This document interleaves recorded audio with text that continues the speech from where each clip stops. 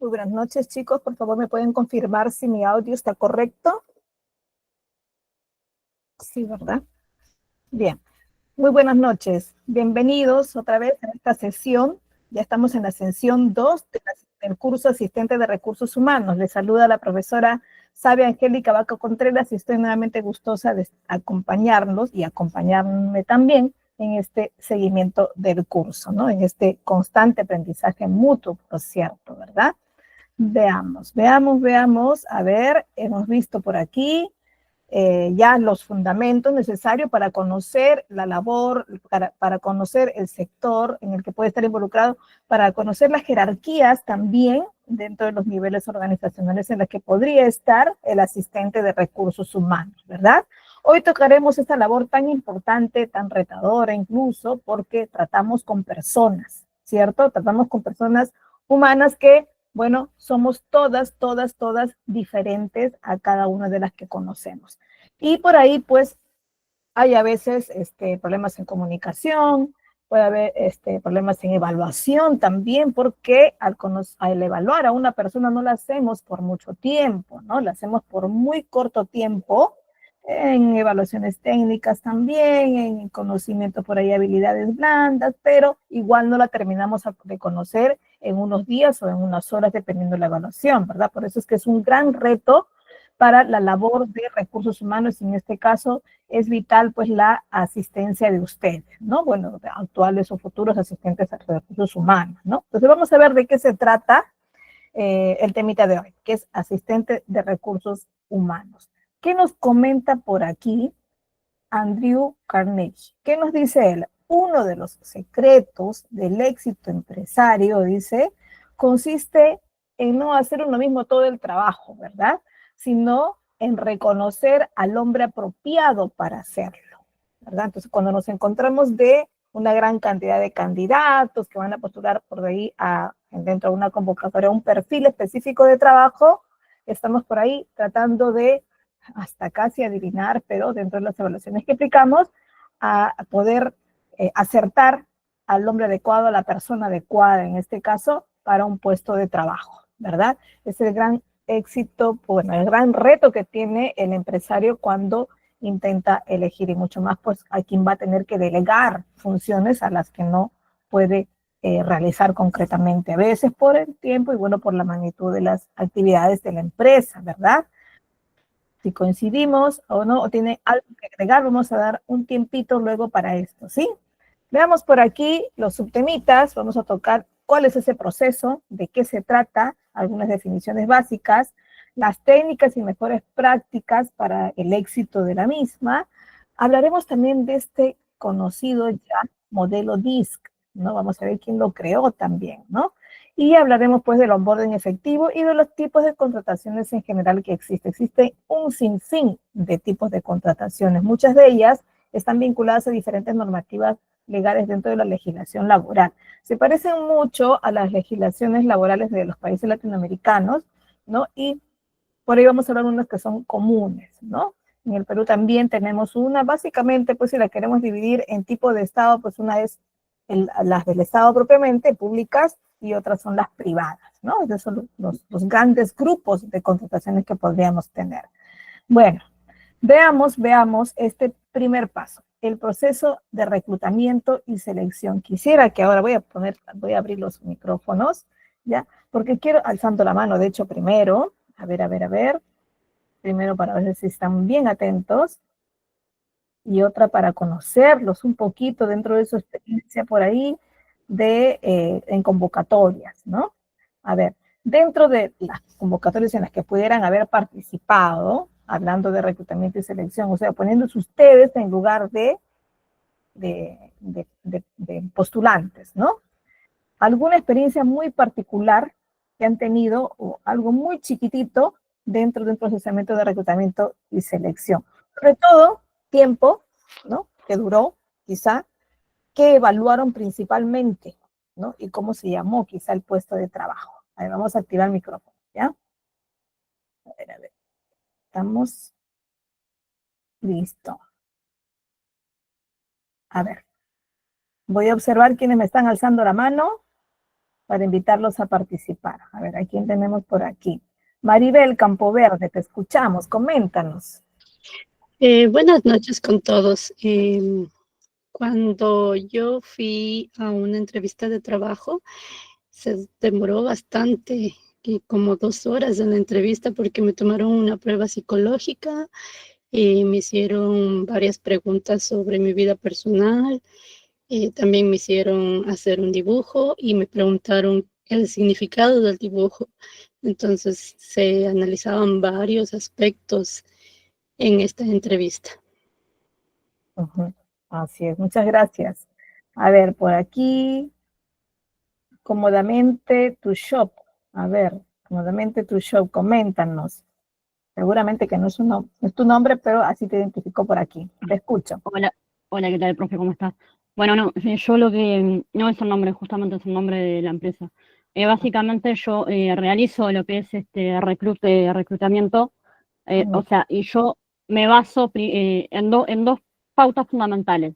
Primero es que el postulante entienda el rol en puntualidad, o sea, qué tipo de reclutamiento es el que voy a hacer, el masivo, con el IT, el ejecutivo o el operario. Después, qué volumen de vacantes podrían manejar por semana o al mes. Y después el otro punto que manejo es o sea, evaluar las condiciones laborales, o sea, el sueldo, beneficio, tipos de contrato, horario, flexibilidad, si el trabajo es remoto, si es híbrido, si es presencial o si en mi caso es remoto. Y algunas herramientas principales hoy en día que se usan bastante en empresas, que puede ser el uso de un CMR o si usan algún ATS. Listo, bueno, es lo principal, ¿no? Que necesitan ustedes dentro de un perfil que seguramente tienen para cada caso. A ver, ¿qué nos Y comentas? Sí, perdón, dime. dentro de lo que hablaba hoy, dentro de la cultura y el clima organizacional, yo lo que tengo, a ver, lo que tengo para tomar a la persona es que cómo describen a los trabajadores, a la empresa en plataformas como como es el Glassdoor o el LinkedIn, y valorar el bienestar del personal y los reclutados. Porque estamos frente a una persona con talento que a veces no lo logramos conocer, pero lo tenemos que intentar hacer, ¿verdad? Exacto. Y muy valiosa tu participación, muchas gracias. Nos comenta por aquí Eduardo Carrasco, enseguida participa Susana, pero vamos a leer un poquito lo que nos dice. A ver, Eduardo Carrasco dice, se toma en cuenta muchos factores como psicología, pruebas de actitudes y examen de empatía ante problemas entre nosotros, seguramente acompañado de casos prácticos, ¿no? Luz Arteaga, Luz Espinosa Arteaga nos dice, en las entrevistas que he participado como postulante, considero que evalúan bastante la capacidad de resolver problemas. Ajá. Y por ahí nos dice Wendy, mayormente evalúa la experiencia. Susana, te escuchamos. A ver, Susana. A ver, las entrevistas más que todo son psicológicamente y como dijo la compañera, se hace como un examen, te preguntan, la segunda evaluación es, te pasan a una sala, te preguntan sobre tu vida personal y la última entrevista ya es como viendo la actitud que tú tengas, ¿no? Y qué es lo que tú puedes llevar a la empresa, qué más, bueno, pues qué actitudes tienes para llevar a la empresa, ¿no? Claro, que siempre esperamos que participen y colaboren con sus sugerencias, con su parte innovadora, con su parte creativa, cualquier persona, porque es al fin y al cabo lo que necesitamos, ¿no? Toda empresa siempre no se orienta a hacer siempre la misma, a realizar siempre los procesos, sino además de mejorarlos y ofrecer cada vez nuevas experiencias a sus clientes, ¿verdad? Que es lo que se necesita hoy en día, ¿sí?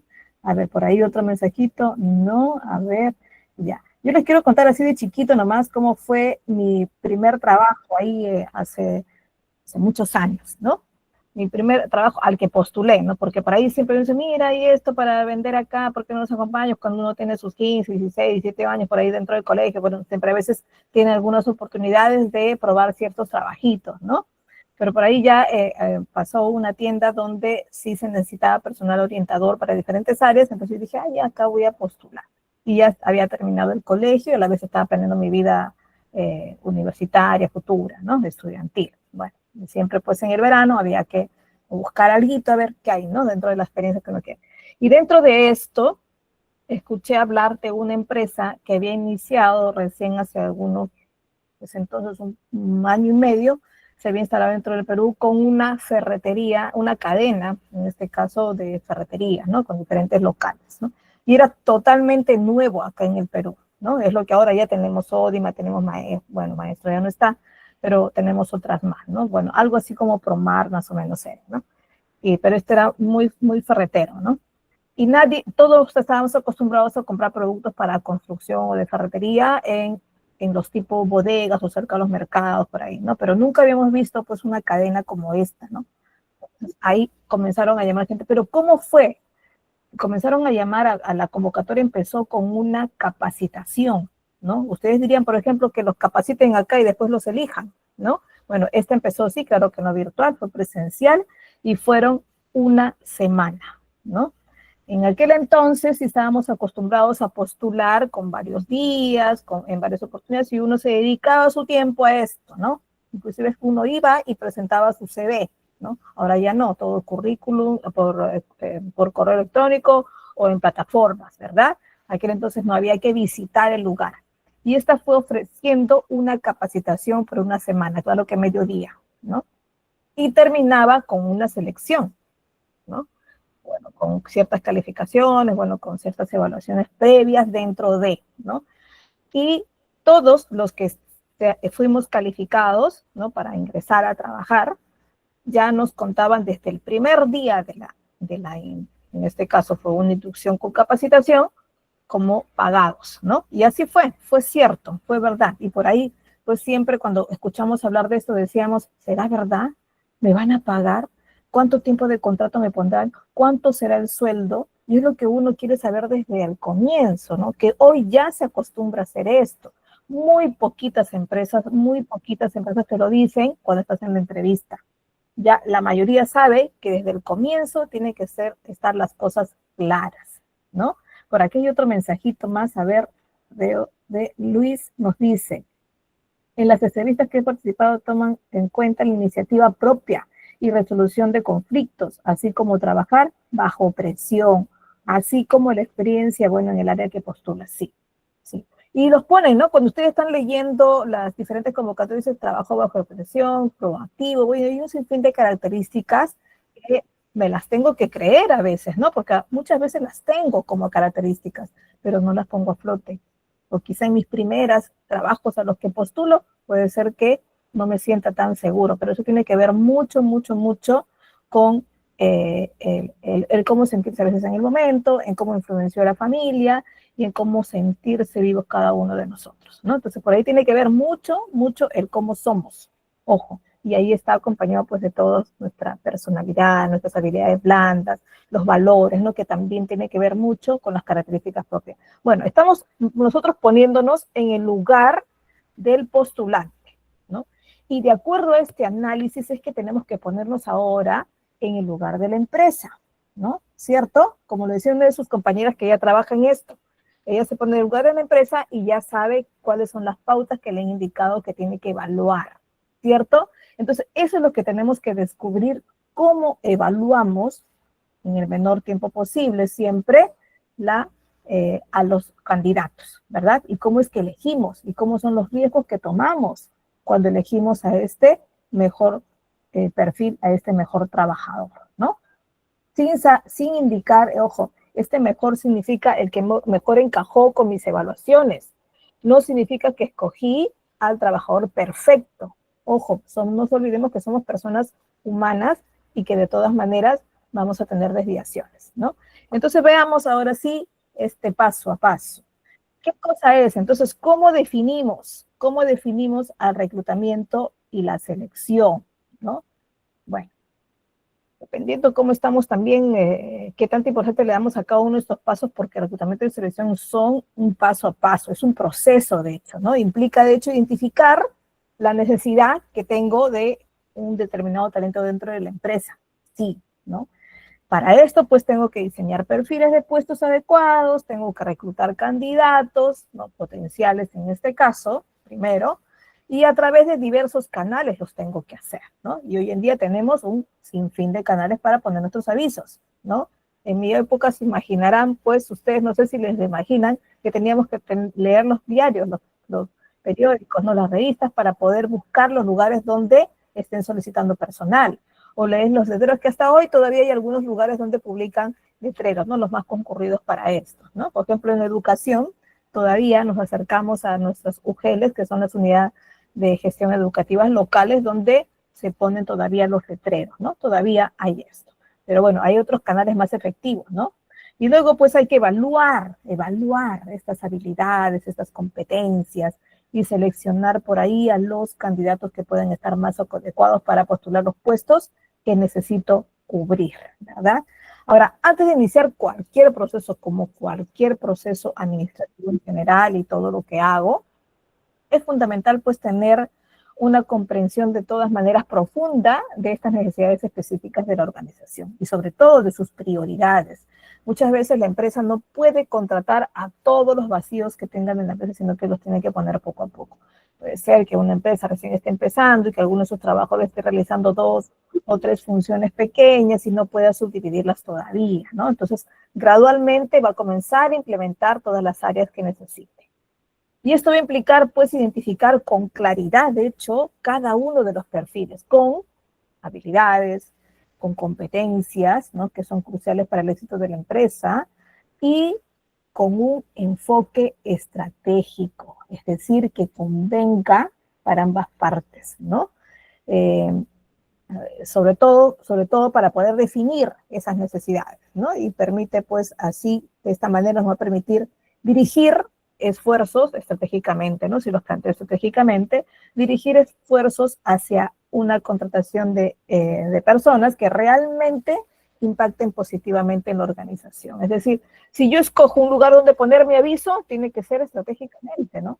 Si yo previamente me preparo como una empresa que quiero ser visible antes de contratar, también es una estrategia, ¿no? Veamos entonces aquí cuáles podrían ser estas etapas. Pero ojo, podrían ser estas etapas de reclutamiento. ¿Por qué podrían ser? Porque va a depender de cuánto tiempo necesito para evaluar, qué necesidades necesito priorizar el conocimiento, si necesito y tengo la posibilidad de evaluar la parte psicológica más a fondo, también. Si necesito poner una capacitación donde necesito conocer y que ellos conozcan las habilidades y por ahí ya empiezo una inducción y de pronto lanzo una evaluación dentro de ella, pues va a ser un poco más de tiempo, ¿no? Entonces, dependiendo de la necesidad y la urgencia, también del tiempo que necesito ocupar. Bueno, tenemos aquí, yo planteo estas 6 etapas, ¿no? Estas 6 etapas. De hecho, diríamos que el reclutamiento y la selección de un personal muchas veces, y lo vamos a ver enseguida de esto, muchas veces no acaba con la contratación, ¿no? Ya me imagino que ustedes sabrán por qué. Porque a veces no tenemos el personal encajado exactamente, así como una pieza de rompecabezas, encajado exactamente al puesto de trabajo, ¿no? Y no es porque sea nuestro error o porque el postulante se equivocó al postular, ¿no? Sino por N razones que básicamente es porque es una persona, ¿no? Y es muy diferente verlo en la cancha, no porque necesitemos después eliminarlo, sino porque es así, es una persona, ¿no? Ni siquiera la familia nos terminamos de conocer completamente porque también vamos cambiando conforme crecemos, conforme adquirimos experiencia, conforme ganamos cierta edad también, ¿no? Entonces, todo esto es difícil conocer a la persona humana y, por lo tanto, las etapas para un reclutamiento pueden ser multidiversas. Bueno, necesitamos crear un perfil de vacante, ¿cierto? Necesitamos saber cuáles son las necesidades de la empresa y en qué partes son las que voy a ocupar primero y qué necesito como perfil. ¿Por qué? Porque este perfil lo tengo que anunciar como necesidad, ¿no? En la institución pública donde yo trabajo ya existen, mediante normativas legales, los perfiles de puestos, ¿no? Yo trabajo en institución educativa donde hay jerárquicos, donde hay asistentes administrativos, donde hay docentes, donde hay diferentes puestos de trabajo estratégicos como son secretario académico, jefe de unidad académica, bueno, jefe de empleabilidad, de investigación, de formación continua, etc., ¿no? Una universidad además pues tiene sus facultades también, y cada uno de ellos siempre tiene sus jefaturas y sus departamentos, sus coordinadores, y luego las demás personas que podrían ser operarios, ¿no? Dependiendo. Bueno, todo esto ya está definido en las normas legales. ¿Cuáles son los perfiles de cada uno de los puestos de trabajo? Perfil de puesto de trabajo se llama, o perfil de puestos del Estado, ¿no? También existe un documento para esto, ¿no? Ustedes dirán, pero ya quiero leerlos estos todos para saber el código. Es un compendio tremendo, ¿no? Entonces, cuando sale una convocatoria, ya salen las bases así comiditas, ¿no? O sea, ya no tienes que leerte todo. Tú comienzas a leer las convocatorias del Estado y salen siempre unas bases, un documento de unas cuantas páginas donde lee esta base. Y ahí está ya el perfil al que postulas tú, ¿no? Y hoy pues ya se explica todo.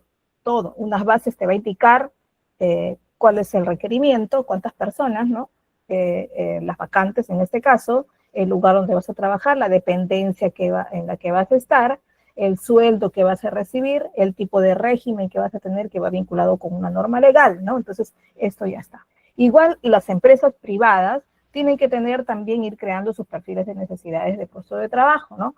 Y cuando publican su convocatoria a través de las diferentes redes sociales también, entonces tienen que tener lo más claro posible, ¿no? Porque si no, si es que no explican el sueldo, por ejemplo, el candidato puede no tener confianza hacia donde están postulando, ¿no? Entonces, por ahí tenemos que tener esto bien claro como empresa, ¿ya? Vamos a silenciar por un momento, luego los prendo. Bueno, a ver. ¿Qué más? Ya, una vez que creo mis puestos de trabajo, ¿qué hago?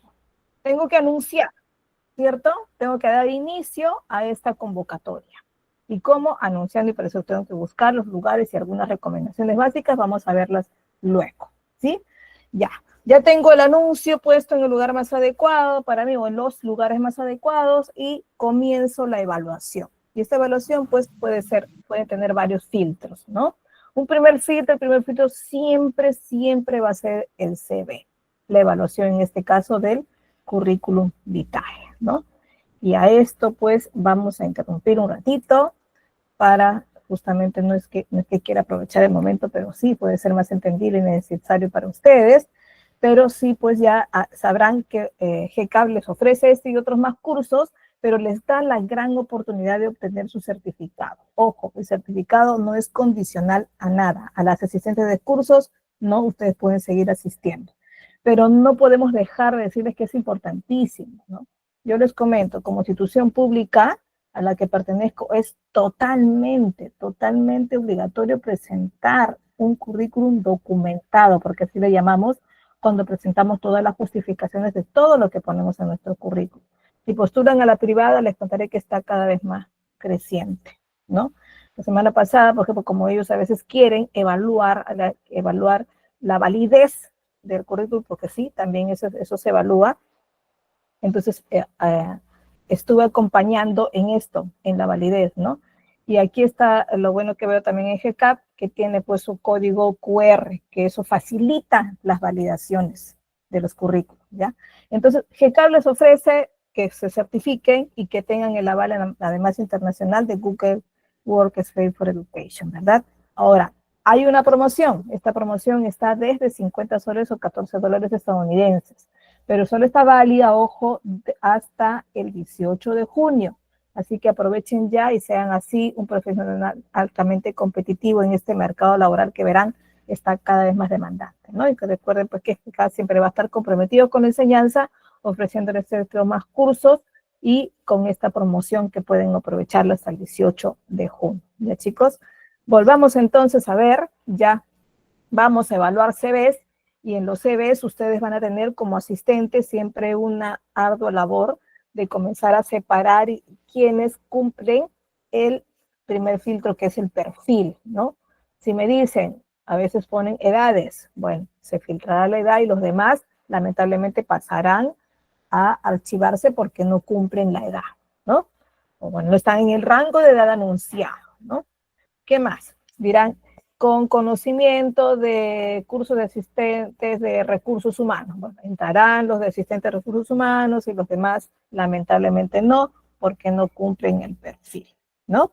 Entonces, así se comienza a filtrar, ¿no? Ahora, dentro de los que cumplen el perfil, se comienza a validar, ¿no?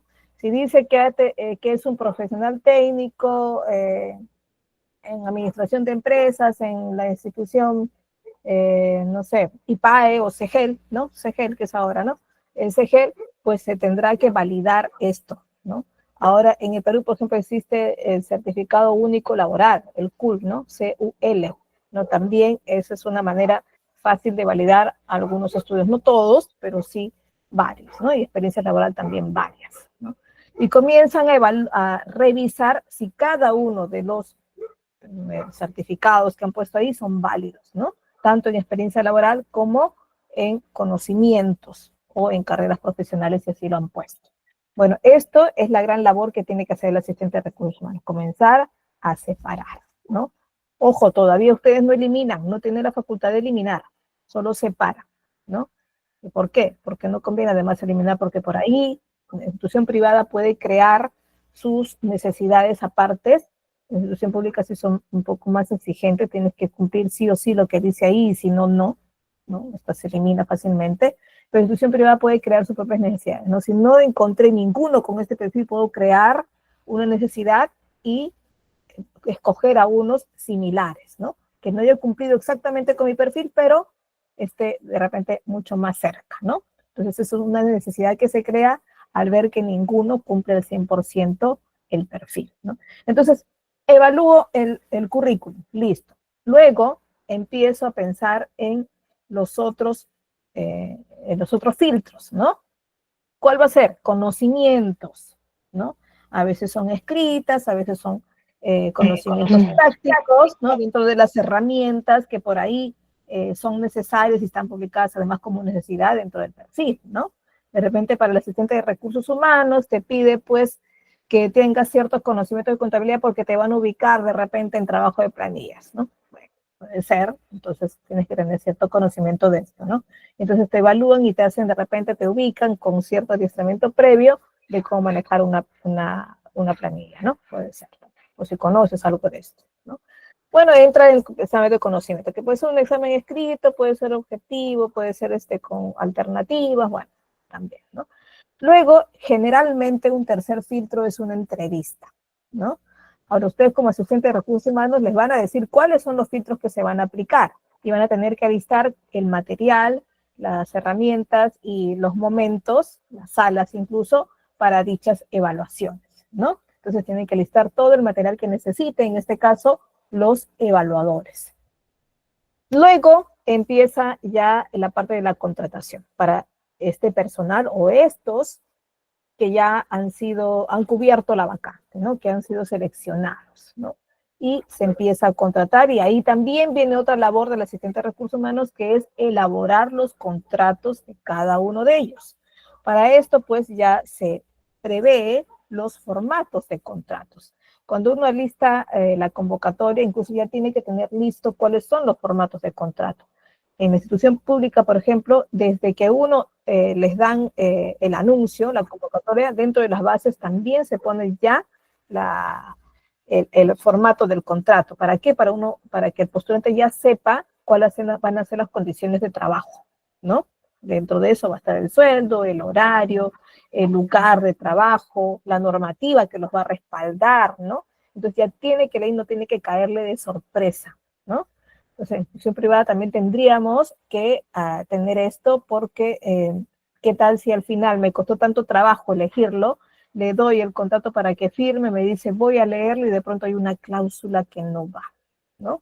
Entonces tienen que negociar, si lo amerita el puesto de trabajo, negocien, ¿no?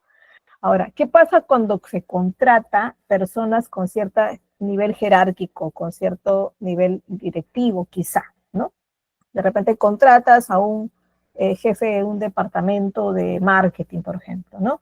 Y además este departamento de marketing recién se va a implementar. No tienes departamento de marketing en tu empresa. Entonces necesito un marketero, ¿no? Necesito contratarlo. Ya. Desde que lo convoco, ya tengo que proponerle que me traiga su plan de trabajo, ¿no? Para esto hay previas conversaciones con él para ver que conozca el presupuesto, que conozca la cantidad de personas que hay en la empresa, porque va a tener que proponer contrataciones también. Entonces viene con su plan de trabajo además. Y este plan de trabajo también requiere una evaluación, ¿no? Y pasa quizá por finanzas, pasa quizá por presupuesto, pasa con una entrevista más con el gerente general de repente. Entonces este filtro con él es un poco más largo, ¿no?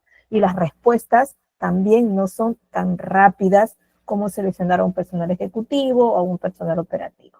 ¿Ya? Entonces también puede ser un poco más largo. Y este acompañamiento constante en cada una de las etapas y las publicaciones de los resultados también, porque a veces cada una son condicionales a la otra. Es decir, no pasa la entrevista si no aprobó los primeros filtros que son el CV y los conocimientos, ¿no? Entonces estos resultados también tienen que ser publicados, ¿no? Y esa es la labor también del asistente, ¿no? De recursos humanos.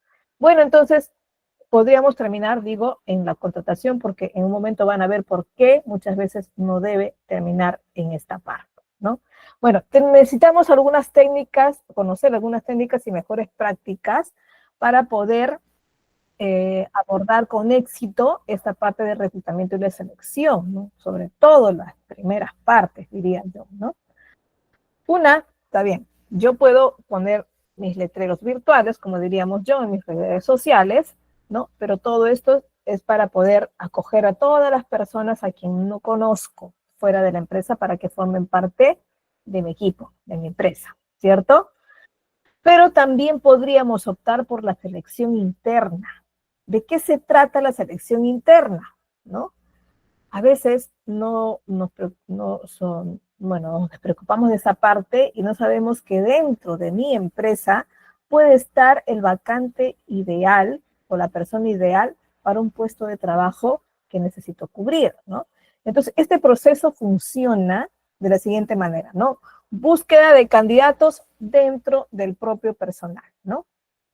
¿Y esto en qué favorece? Además de incentivar, pues, la gestión del conocimiento, la gestión del crecimiento, del desarrollo, ¿no? De esta habilidad que siempre el trabajador se invita a prosperar dentro de la empresa, me garantiza además, este reclutamiento interno me va a garantizar que mi talento que tengo dentro de mi empresa, que puede tener un crecimiento propio, no va a ser desperdiciado, ¿no? Porque ¿qué pasa si yo no le ofrezco esta línea de carrera? Si no le ofrezco desarrollar dentro de mi empresa.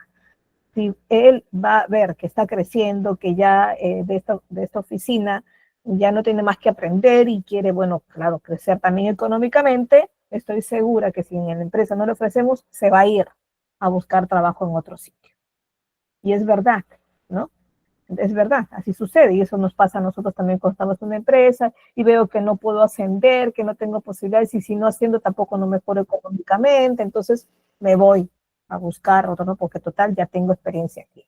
Entonces desperdiciaría mi personal si no lo convoco también para esto. Entonces tengo que promover este crecimiento interno, esta selección interna. ¿Por qué? Porque lo hago desarrollar y me evito además, uno, en la identificación con la empresa, porque ya lo tendría identificado, ¿no?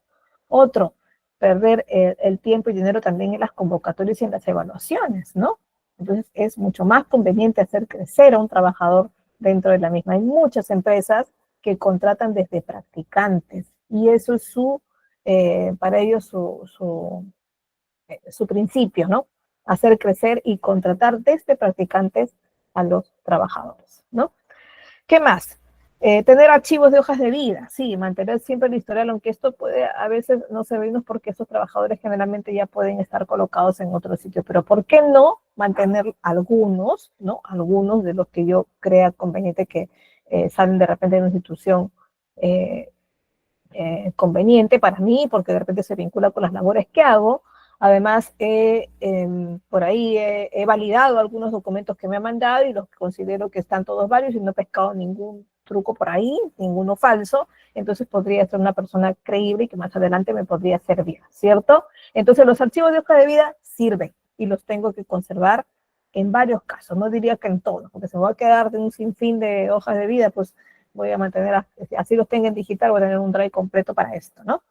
Luego, contactos con universidades, es decir, para esto de las prácticas, por ejemplo, ¿no? Entonces, ustedes como asistentes de recursos humanos quizá tendrían que apoyar en tener una base de datos de instituciones que podrían tener, ¿por qué no?, también convenios con mi institución para poder tener a estos practicantes eventualmente en mi empresa para que quizá puedan crecer dentro de ella, ¿no?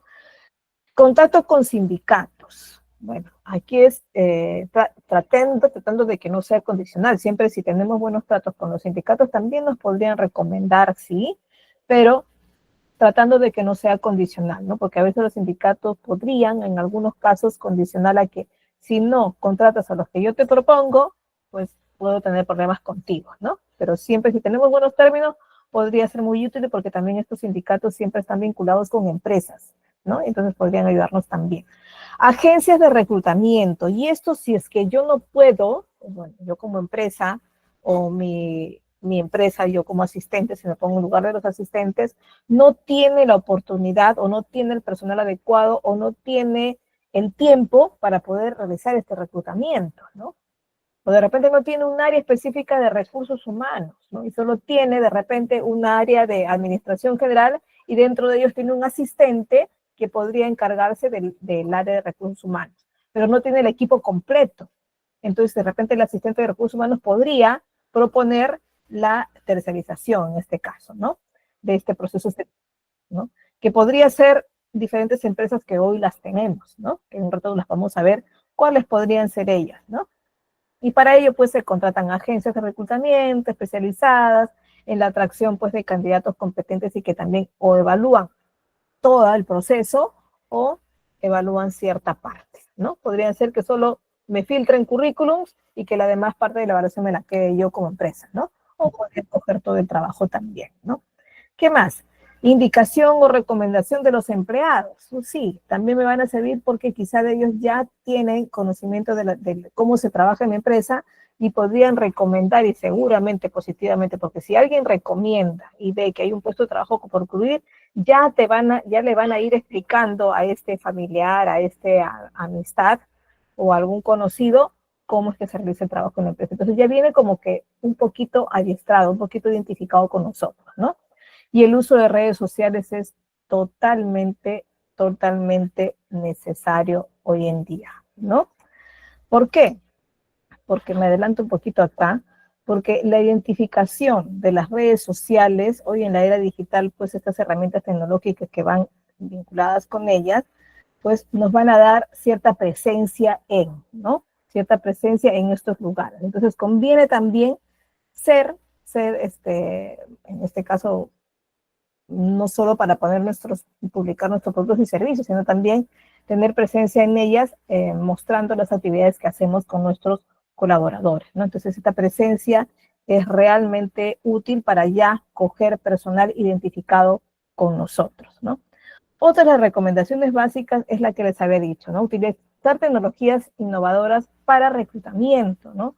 Tenemos varias aquí. Hoy en la era digital, pues las herramientas tecnológicas van a desempeñar, de hecho, una labor crucial en el reclutamiento, ¿no? Y actualmente, pues, la tecnología y las plataformas de reclutamiento son una línea de algoritmos, ¿no? Que analiza también currículums, ¿no? Y muchas de las que están aquí escritas lo hacen, ¿no?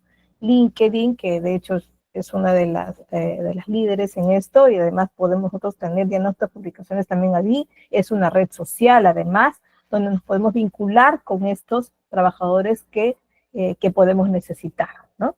Entonces podemos leer, incluso ahí ya podemos leer algunos currículums, ¿no? Y poder filtrar incluso algunos de ellos según nuestra necesidad. INDE también, ¿no? WorkHate también, la de reclutamiento inteligente, el Smart Recruit también es otra, y es una plataforma que se basa en la nube en este caso, ¿no? Ofrece una serie de funcionalidades pues, para poder gestionar todo el proceso de reclutamiento de manera, en este caso, eficiente y eficaz, ¿no? Como necesitamos. El SAP, que es una última ya que a veces están pidiendo ya para los que estén involucrados con el reclutamiento y la selección, ¿no? Es una plataforma de reclutamiento integrada en el sistema de recursos humanos, ¿no? y se integra de manera personalizada incluso, ¿no? Y esta plataforma ofrece pues una serie de funciones para gestionar todo el proceso de reclutamiento de manera integrada en la empresa, ¿no? ¿Qué pasa? Uno la puede pedir incluso personalizada de acuerdo al tipo de giro, de acuerdo al tipo de organización que tengo, ¿no? Y hoy en día, pues, se vende pues, este software de acuerdo a la necesidad de la empresa, ¿no? Computabajo y Boomerang también son otras que acumulan currículos donde nosotros podemos verlos y también podemos usarlos como tercerización para evaluar, ¿no? Otra de las recomendaciones es considerar esto tan importante que a veces decimos, bueno, sabemos los valores que tenemos que tener como empresa, sabemos que tenemos que fomentar la inclusión también, sabemos que tenemos un gran porcentaje de necesidades especiales, ¿no? Dentro de no solo limitaciones motoras, ¿no? De motricidad, de personas que están andando en silla de ruedas o muletas, ¿no?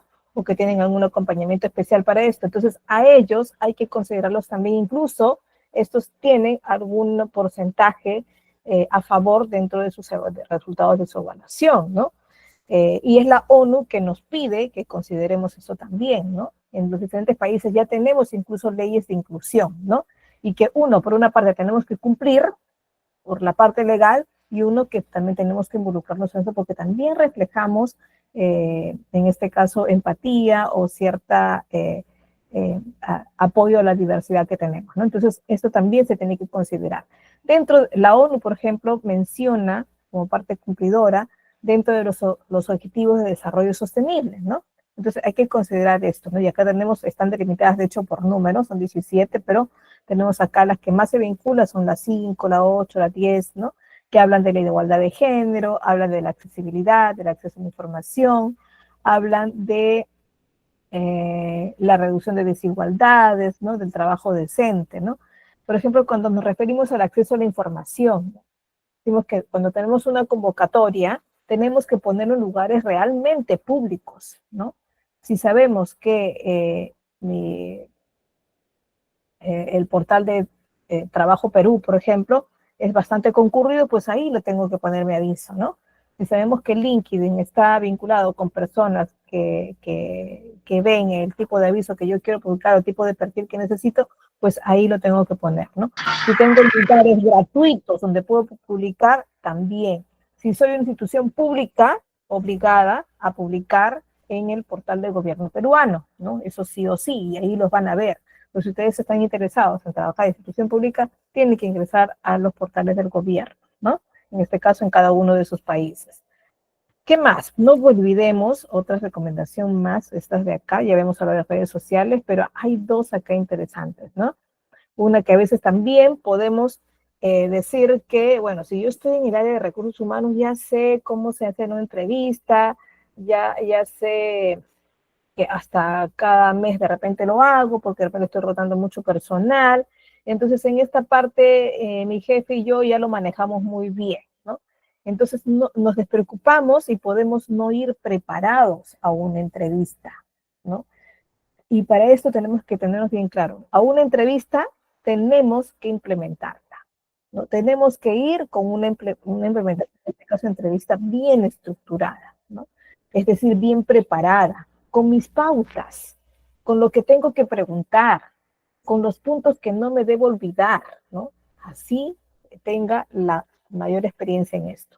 Porque, ojo, cada convocatoria puede ser distinta a otras, puede ser repetitivas en algunos casos, pero siempre con las pautas. Por ejemplo, en institución pública, cuando se hace una entrevista, ya se tiene que tener hasta las preguntas escritas porque tienen que ser leídas, tienen que ser tal cual ese punto, porque para todos tienen que ser la misma pregunta.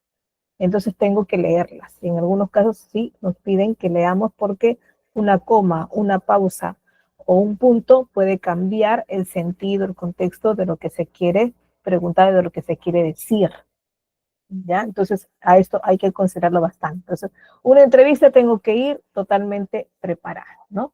¿Por qué? Porque tengo que manifestar, ser justo, ser objetivo con los candidatos. No puedo decirle a este le hago 10 preguntas y a este le hago solo 2, ¿no? Por ahí tengo que estructurarlo por eso. ¿Qué más? Implementar programas de referencias, es decir, programas internos, como que podrían ser para motivar a los trabajadores actuales y recomendar los candidatos de calidad. Es decir, que se proponga un crecimiento dentro de la empresa. Y solo lo puedo tener si creo estos programas de referencias también, ¿no? Los mismos empleados podrían recomendarme o pueden estar dentro de ella.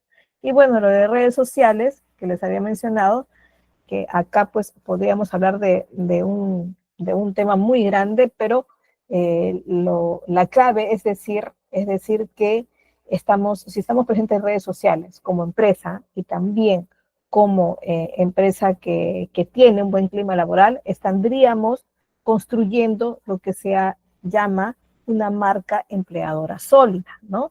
Es decir, la presencia activa en redes sociales va a facilitar esa conexión con esos profesionales activos o quizá pasivos que estén viéndolos, ¿no?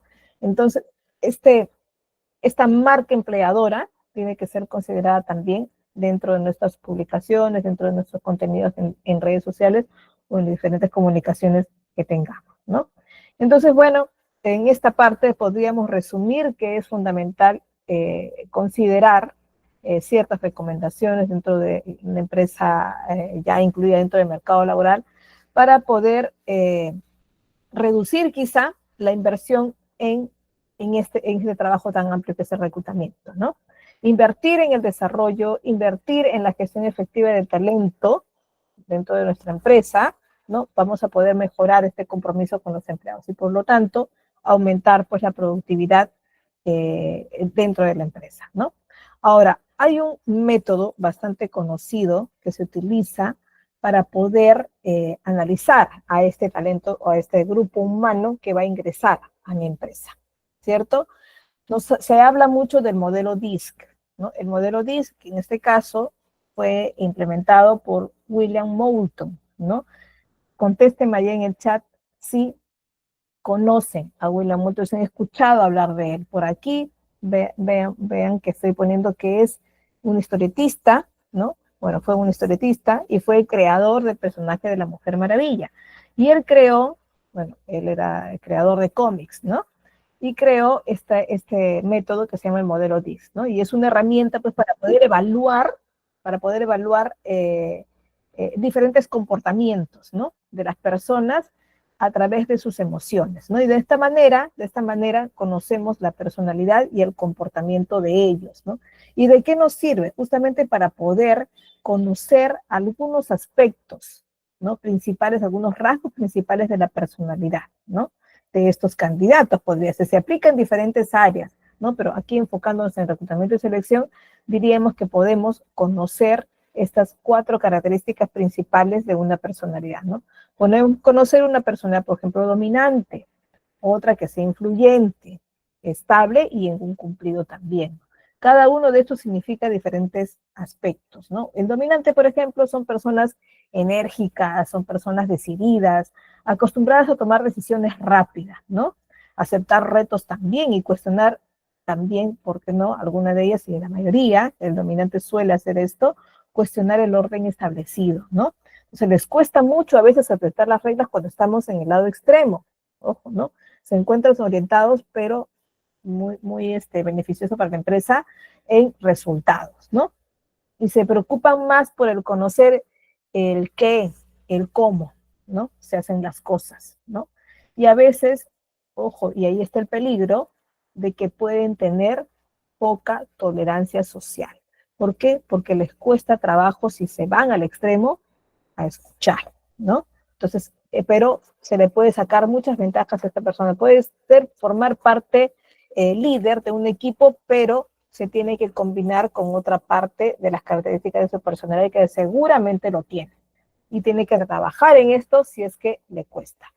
Otra es la influyente, la que se encuentra orientado hacia las personas. Es la persona que es generalmente muy comunicativo, muy amistoso, suele ser el llamado simpático y optimista del grupo, ¿no?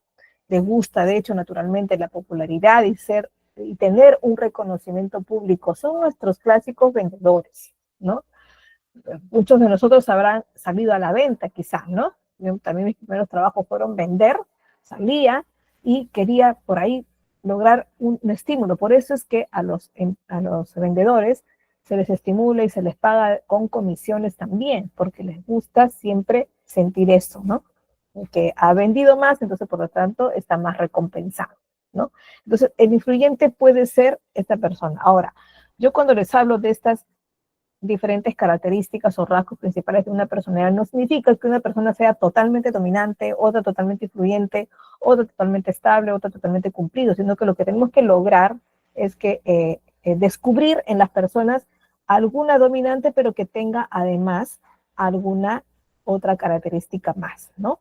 Y que no sea muy exagerado, por qué no decirlo así, en una característica, porque eso sí sería peligroso, ¿no? De hecho, que un psicólogo analizaría mucho mejor esto, ¿no? Así que si contamos, además, que hay una evaluación psicológica con profesional en esto, pues mucho mejor, ¿no? El estable es una persona paciente, muy tranquila, con una gran habilidad para escuchar, porque son justamente esas personas que tienen la capacidad de estar tranquilos un momento y escuchar detenidamente a los que me están hablando, lo que están comunicándose conmigo, ¿no? O que me están contando un problema, quizá, ¿no? Y estos son los clásicos psicólogos también, ¿no? Y son las personas más acostumbradas al trabajo bajo presión, ¿no? ¿Por qué? Porque suelen estar mucho en calma, suelen tomar la calma en diferentes momentos, ¿no? El cumplido son personas precisas, analíticas, les gusta mucho estar al pie de la regla, son demasiado metódicos, ¿no? Y observan cada detalle para obtener, creo, siempre la mejor solución, ¿no? Pero a veces, si llegamos a un extremo, a veces no pueden ser, quizá muy flexibles en algunos casos, ¿no? Y siempre en nuestro día a día necesitamos tener un poco de cada una de estas características y tener a veces mucha flexibilidad, ¿no? Entonces por ahí, y si somos líderes, mucho más todavía, ¿no? Me gustaría que me pongan por ahí, si desean ponerlo, porque puede ser que esté invadiendo su privacidad, pero yo creo que no, por ahí estamos ya un poco más sueltos, ¿no? Poner en qué característica es la más, la que más, por ustedes ahí destacan más. ¿En cuál de ellos destacan más ustedes? ¿Como dominante, como influyente, como estable o como el cumplido? Ya, voy a empezar por mí. A mí me ha costado mucho, y estoy, bueno, el día a día siempre lucho con esto, solo estar muy pegada a las normas, ¿no? Y me cuesta a veces ser muy flexible en algunos casos. Tanto así que a veces yo digo, oye, esto de acá faltó, y tengo que acudir a alguien, mire, y generalmente trato de acudir a mi superior, eso es lo que me salva a mí, ¿no? Acudo a mi superior, ¿no? Que en este caso es mi director, y digo, mire, esto está pasando, ¿qué le parece? Si, ¿cómo procedería usted? Porque las normas indican esto y podríamos faltarlas, ¿no? Entonces, eso soy yo, ¿no? Es en lo que más tiendo a irme, ¿no? Como parte de mi personalidad, ¿no? A ver, ustedes, coméntenme por ahí en el chat. Los leo porque ya no nos queda mucho tiempo, que me gustaría prender ese micrófono, pero ya no hay mucho. A ver, a ver, a ver. Los chicos de carrera, por favor, participen. Ahí está, nos está resumiendo su compañera de Tu Shop, nos está resumiendo por ahí los pasos que ella ve en su empresa, ¿verdad? Estable, nos dice Ángel. Cumplido, nos dice Santa. A ver, a ver, a ver. Cumplido, Alison. Julia, estable. Lisette, cumplido. Estoy entre cumplido y estable, una mezcla, nos dice Nicole. Sí. Y así tenemos que analizarnos, ¿no? Ustedes deben conocer lo que significa el FODA, por ahí les va a ayudar mucho a analizar su personalidad y en ese punto, si nos conocemos, podemos por ahí destacar, ¿no? Bueno, veamos algunas características más de este modelo DISC. ¿Qué nos dice? No se enfoca en emociones, ¿no? ¿Por qué? Porque lo que no nos interesa mucho en esta parte es conocer la parte emotiva de la persona. De hecho, que en algún momento vamos a tener que ser empáticos con las emociones de las personas, sí, ¿no? Eso sí, tenemos que ser de todas maneras empáticos en esto. Pero no nos fijemos mucho en la emoción porque ¿qué pasa con eso? Podemos fijarnos en una persona que sonríe demasiado o una persona que se bajonea demasiado y llora, quizá, ¿no? Porque pasa eso, pasa personas que suelen muy rápido desplegar sus lágrimas, ¿no? Y entonces les cuesta mucho tomar la calma, ¿no? Pero no detenernos en esto, no medimos las emociones, sino el comportamiento de una emoción, ¿no? Por ejemplo, si es una persona que está pues constantemente inquieta, ¿no? Y que está en constante movimiento, ¿no? Entonces, digamos, de repente es una persona y que por ahí le gusta estar siempre muy bien en las fotos, ser muy popular y tener muchos amigos, ¿no? Y le gusta tener muchos amigos, pues quizás sea parte de su emoción, ¿no?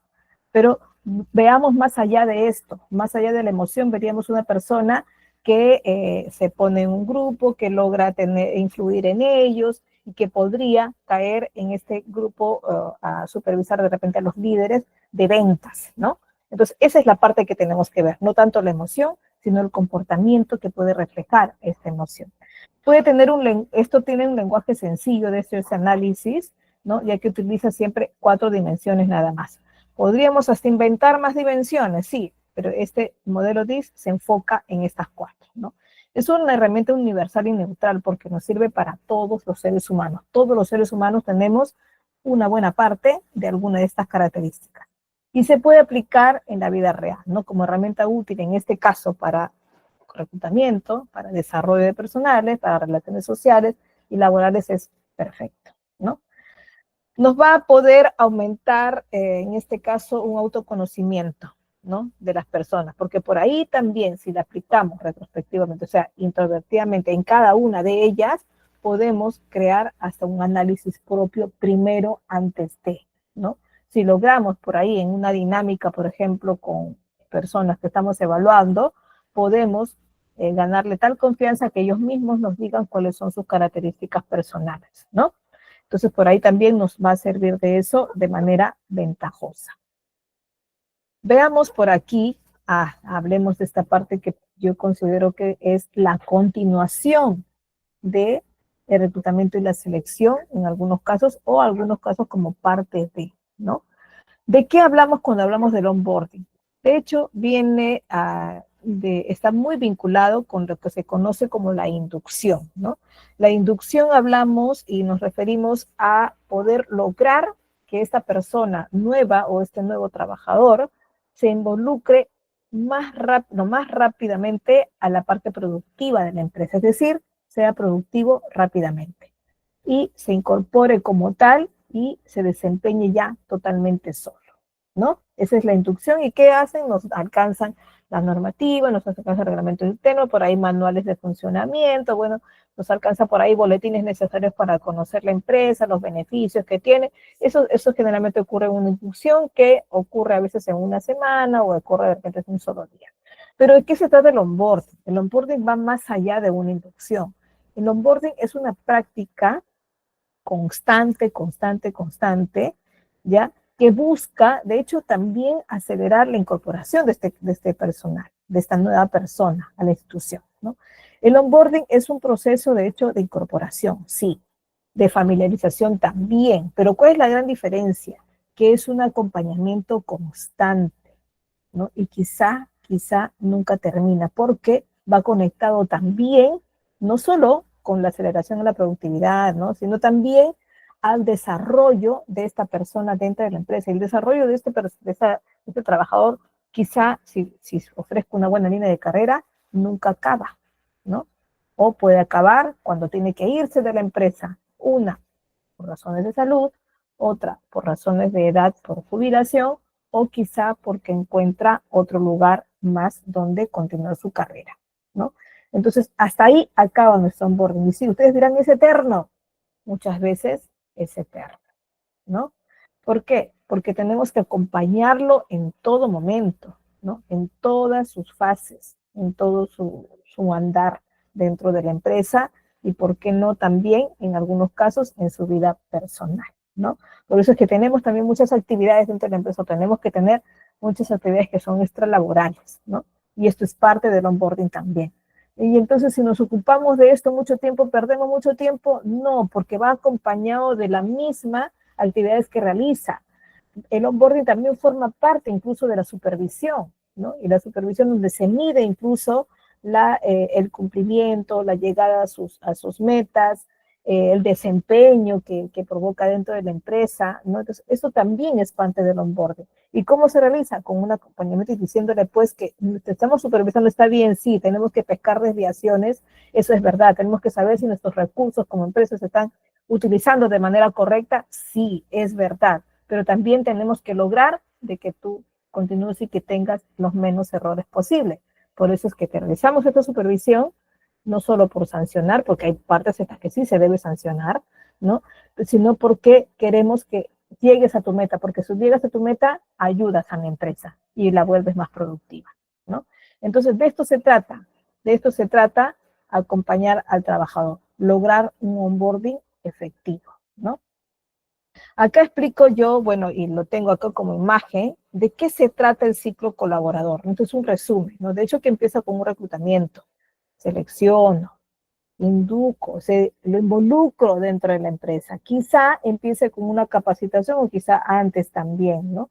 Y dentro de ello hay un desarrollo constante, un crecimiento dentro de la empresa, preocupándonos por una retención, porque no me conviene como empresa que mi trabajador a quien he invertido todo este tiempo, todo este ciclo, se me vaya. Lo que tengo que lograr es que realmente sea productivo para retenerlo, ¿cierto? Y bueno, prepararlo para una salida adecuada, ¿no? Que en este caso puede ser de repente mandándolo a otra tienda nueva que estoy por aperturar o de repente otra empresa que esté vinculada con la mía, porque hay empresas que tienen varios programas, ¿no es cierto? Entonces pueden sacarlo ahí también o preparado ya para la jubilación, ¿no? Entonces es todo un ciclo al que enfrenta en este caso el trabajador y que la empresa se hace responsable por ello también, ¿no?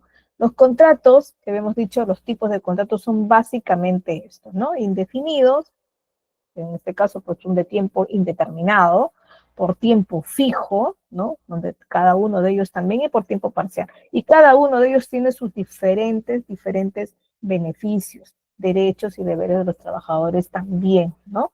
Aquí hay 8 tipos de trabajo claves dentro del Perú, de hecho que se pueden dividir en 2 básicamente, los del Estado, que son públicos, y los privados, pero ambos tienen estas consideraciones, ¿no? Una de formación laboral, que va acompañado con prácticas también, a tiempo completo o a tiempo parcial, lo tienen los 2 modos también, la privada y la pública, ¿no? Y que están a tiempo determinado o indefinido, ¿no? Que también se logra de ese tipo. Chicos, nos vemos entonces en la siguiente sesión. Entraríamos a la sesión 3 con el tema clima organizacional. Ahí hablaremos del desarrollo y la capacitación, ¿sí? Nos vemos entonces hasta la siguiente.